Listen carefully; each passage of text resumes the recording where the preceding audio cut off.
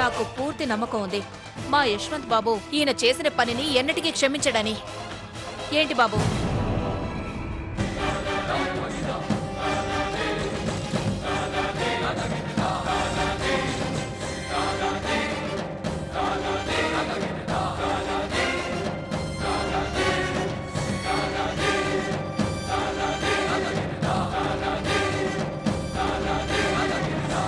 నేను మీకన్నా చాలా చిన్నవాణ్ణి, మీరు పెద్దవారు. నా ముందు చేతులు జోడించారు. ఇంతకన్నా బాధపడాల్సిన విషయం ఉంటుందా నాకు? మావయ్య, నేను మీ బాధను అర్థం చేసుకోగలను. మీరు మీ బిడ్డను పోగొట్టుకున్నారు. కానీ మావయ్య, మీరిద్దరే అన్నారు కదా నేను మీ బిడ్డనని.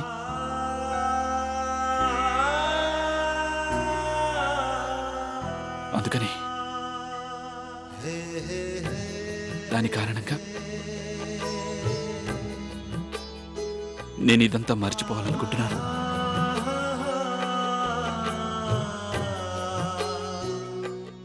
ఇది నీ గొప్పతనం బాబు, నీలోని మంచితనం బాబు. బాబు, మీరిద్దరూ ఇవాళ నిరూపించారు మనసుల కలయిక వల్ల ఏర్పడ్డ బంధం రక్త సంబంధాల కన్నా చాలా గొప్పది అని. అమ్మా అమ్మా అమ్మా,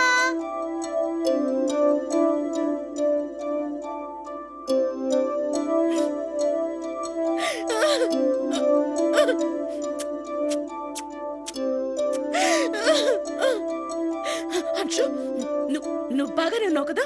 నీకేం కాలేదుగా? నీకేం కాలేదుగా? లేదమ్మా, నువ్వు నాకు బాగా గుర్తొచ్చావు. నాకు కూడా నువ్వు బాగా గుర్తొచ్చావు నాన్న. ఇక నువ్వేం బాధపడకు నాన్న, ఇప్పుడంతా బాగానే జరుగుతుంది. నువ్వు మమ్మీ డాడీ దగ్గరకు వచ్చేసావు కదా, ఇంకెక్కడికి వెళ్ళనివ్వను, నేను ఎక్కడికి వెళ్ళనివ్వను. అంశు,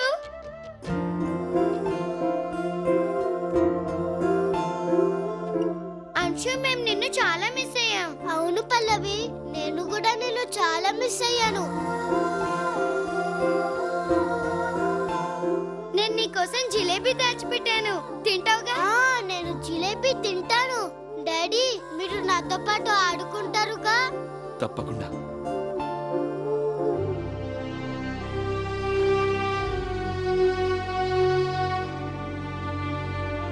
నాకు అసలు ఏమీ అర్థం కావడం లేదు. మీ ముందు నిలబడే అర్హత కూడా నాకు లేదు. సెలవిప్పించండి. ఎక్కడికి వెళ్తున్నారు? తప్పు చేసిన వాళ్ళకి శిక్ష పడాల్సిందే కదా. ఇక తీర్థయాత్రలే మా మనసుకు శాంతిని కలిగిస్తాయి. కానీ అమ్మా, వద్దార్తే, మమ్మల్ని ఆపాలని చూడకు. అయినా మేము శాశ్వతంగా మిమ్మల్ని విడిచి వెళ్ళటం లేదుగా. తిరిగి వస్తాం, తప్పకుండా మేము వస్తాం తల్లి.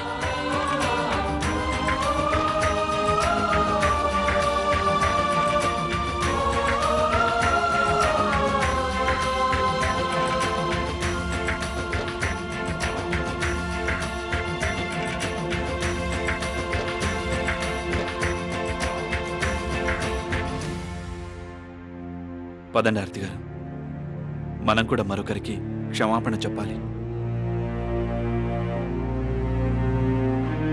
పాపం తనని మంటపంలో ఒంటరిగా వదిలొచ్చాం. ఆర్తి గారు, నేను తప్పు చేశాను. అందుకని నేను తనని తన వాళ్ళని క్షమాపణ అడగాలి. తనకి మరో విషయం కూడా చెప్పాలి. తనని నేను పెళ్లి చేసుకోలేను అని. లేదు యశ్వంత్, వాళ్ళు నిన్ను క్షమించరు. మనం మన స్వార్థం కోసం వారి మనోభావాలు దెబ్బతీశాం. ఇక వాళ్ళు గందరగోళాన్ని సృష్టించిన ఆశ్చర్యం లేదు. అవును బాబు, ఇలా ఎన్నడైనా జరుగుతుందా చెప్పు? పెళ్లి పీటల మీద కూర్చున్న అమ్మాయిని తంతు పూర్తి కాకుండానే ఎవరైనా తమింటికి తీసుకెళ్తారా చెప్పు? చూడు బాబు, నువ్వు ఒక పని చేయి. నువ్వు ఆర్తిని పిల్లల్ని తీసుకుని ఎక్కడికైనా వెళ్ళిపో. మేము వాళ్ళకి సర్ది చెప్పుకుంటాం. ఇక్కడి నుంచి వెళ్ళిపో. లేదమ్మా, భయపడి పారిపోవడం పెరిగితనం. నేను ఆ అమ్మాయి పట్ల తప్పు చేశాను, తన కుటుంబానికి ద్రోహం చేశాను. వాళ్ళని మన్నింపు కొరకు తప్పదు. ఇంకా కావాలనుకుంటే వాళ్ళ కాళ్ళు పట్టుకుని మరీ క్షమించమని వేడుకుంటాను. అంతేకాని నేను దొంగలా పారిపోను.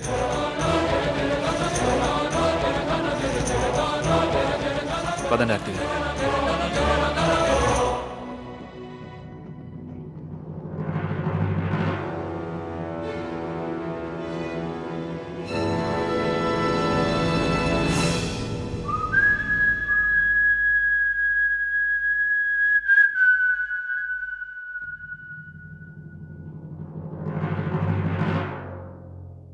వాళ్ళ సంగతి చూస్తా. ప్రాణాలతో విడిచిపెట్టను. వచ్చారా? ఏంటి ఇదంతా? ఏమనుకుంటున్నారు మీరు?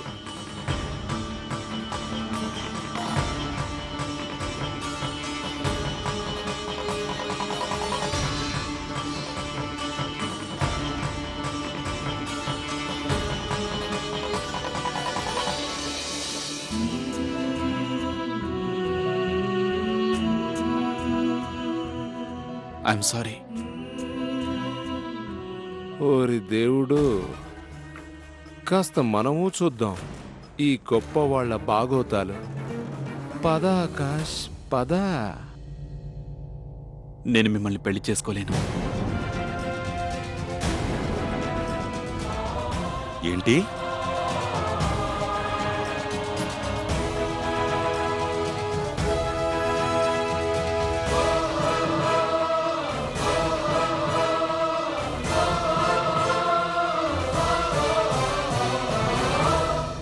నాకు తెలుసు, సారీ అని ఒక చిన్న మాట మీ బాధని, మీరు పడ్డ అవమానాన్ని తొలగించలేదు అని.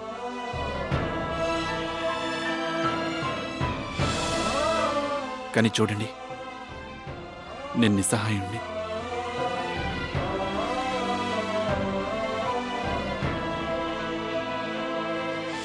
ఈవిడే నా భార్య ఆర్తి గారు.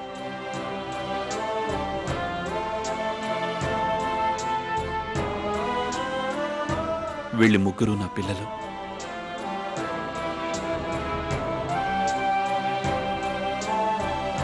అతి త్వరలోనే మా ఇంట్లో మరో జీవి ప్రాణం పోసుకోబోతోంది. నాకు వీళ్ళంటే చాలా ఇష్టం. వీళ్ళ పట్ల నాకు బాధ్యతలున్నాయి. అది బంధం ఒక్కటే కాదు, కర్తవ్యం కూడా.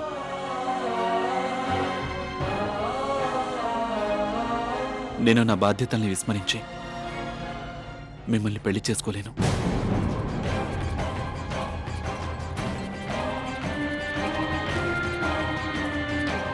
నేను మిమ్మల్ని పెళ్లి చేసుకుని మీకు నా భార్య స్థానాన్ని ఎన్నటికీ ఇవ్వలేను. సంతోషంగా కూడా చూసుకోలేను. ప్లీజ్,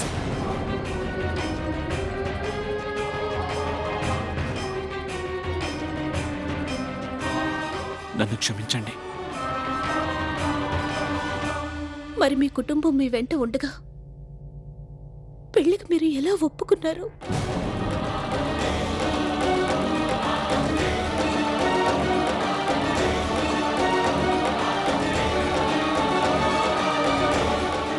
ఈ పెళ్లికి ఒప్పుకోవడానికి వెనుక ఒక పెద్ద కష్టం దాగుంది.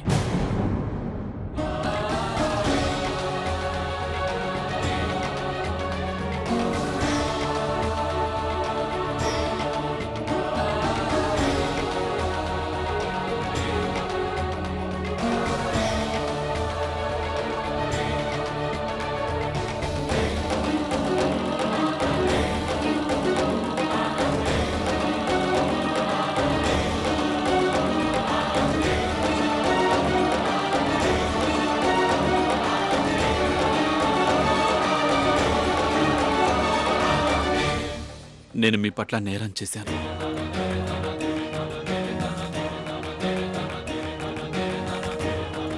పెళ్లి కూతుర్ని ఇలా పెళ్లి పీటలపై అర్ధాంతరంగా వదిలి వెళ్ళడం అపరాధం. ఆ అపరాధం చేసిన నేను మీ ముందున్నాను. మీరు ఏ శిక్ష విధించాలనుకున్నారు విధించండి. చూడండి, నేను చేసింది ఏదైనా అందుకు కారణం కేవలం నా నిస్సహాయత మాత్రమే, అంతకన్నా వేరే కారణం లేదు. నీ నిస్సహాయత కారణంగా నా బిడ్డ జీవితం నాశనం చేస్తావు నువ్వు.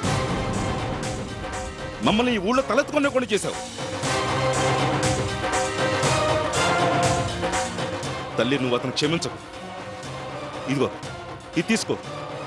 నీ కసి తీరేదాకా కాల్చి చంపు.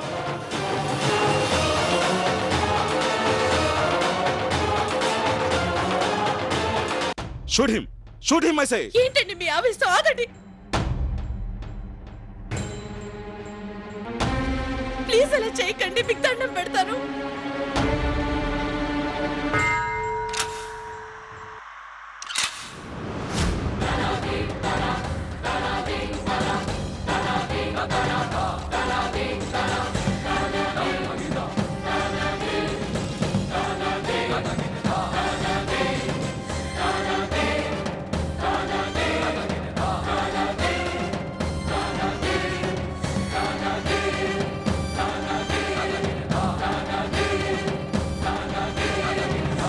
చూడండి, మీరు ఇలా ప్రవర్తించడం పద్ధతి కాదు. అన్నయ్య, నువ్వు అసలు క్షమించద్దమ్మా. చంపేవాణ్ణి. Shoot him. మా డాడీని షూట్ చేయొద్దు.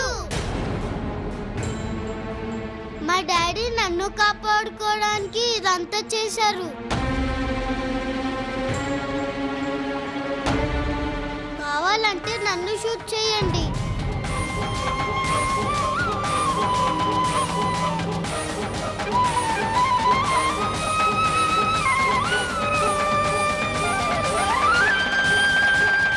అంశు, మీ నాన్న తప్పు చేశాడురా, అందుకే పనిష్మెంట్ అనుభవించాలిగా.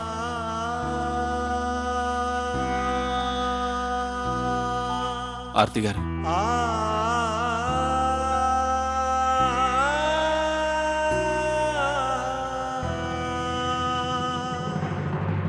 చూడండి, మీరు నన్ను ఏ రకంగా శిక్షించాలనుకున్నా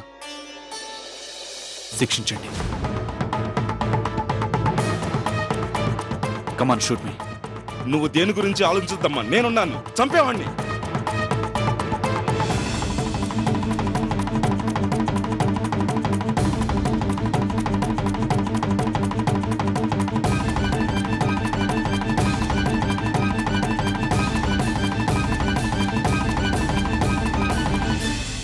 చూడమ్మా, చట్టాన్ని చేతుల్లో తీసుకోవద్దు. నువ్వు కావాలంటే పోలీసులకు అప్పగించు. చూడండి, మీరే చెప్పండి మీ అమ్మాయికి. నేనే స్వయంగా వెళ్ళి పోలీసులతో మాట్లాడతాను.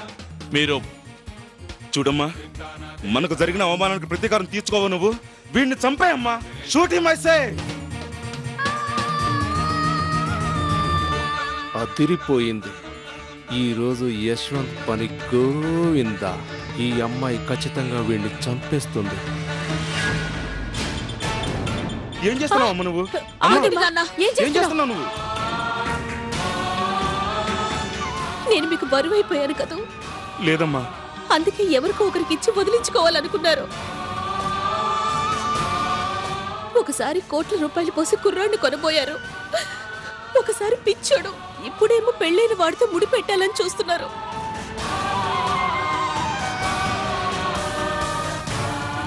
వద్దమ్మా. ఈ రోజు జరిగిన నాటకంతో నాకు పెళ్లి కావటం మరింత కష్టం అవుతుంది. మీకు భారం అవుతాను నాన్న. లేదమ్మా.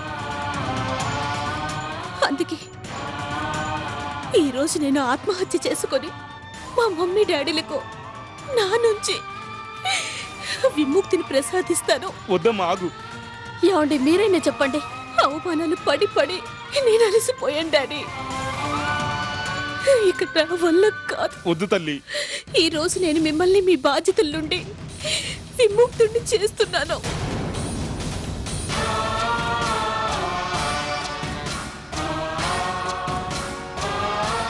నా మాట వినండి. ఆగండి యశ్వంత్. మీరు అర్థం చేసుకునే ప్రయత్నం చేయండి. ఇక నేను బతికి ఉండలేను. వద్దమ్మా వద్దు.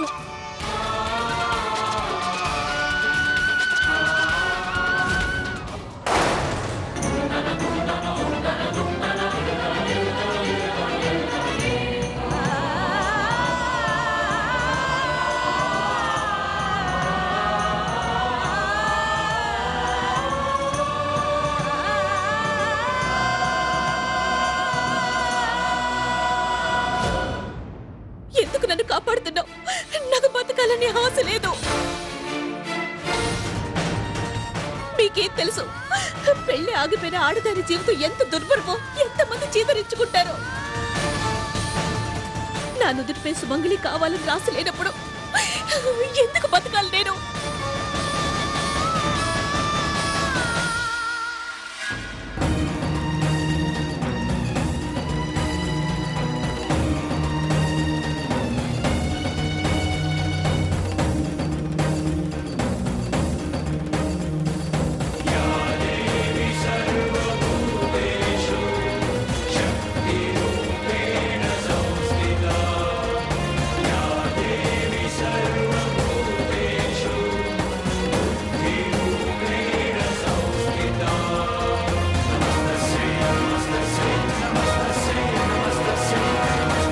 ఇప్పుడు ఎవరికి భయపడక్కర్లేదు.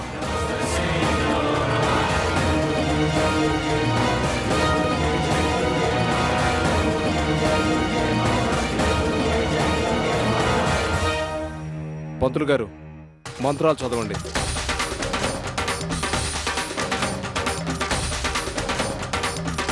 పదండి, ఇంకా ఆలోచిస్తారేంటి?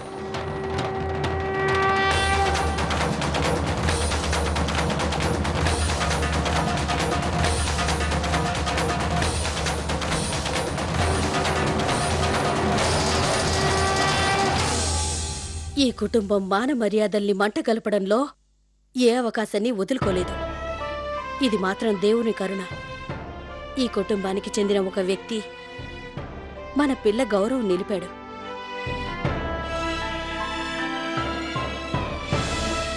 ఈ కుర్రాడు తనకి సుమంగళి యోగం కల్పించాడు. ఇది తన అదృష్టం. మన అమ్మాయి జాతకం ఎలా ఉన్నా జీవితం మాత్రం బాగుపడింది.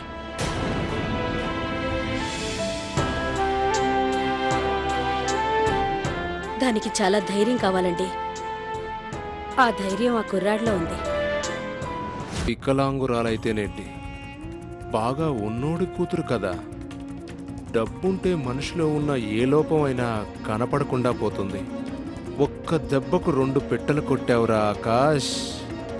మహాత్ముడివి కావడంతో పాటు సంపన్నుడికి అల్లుడు కూడా అయ్యావు. మీరు ఈ పెళ్లికి అంగీకరించండి ప్లీజ్.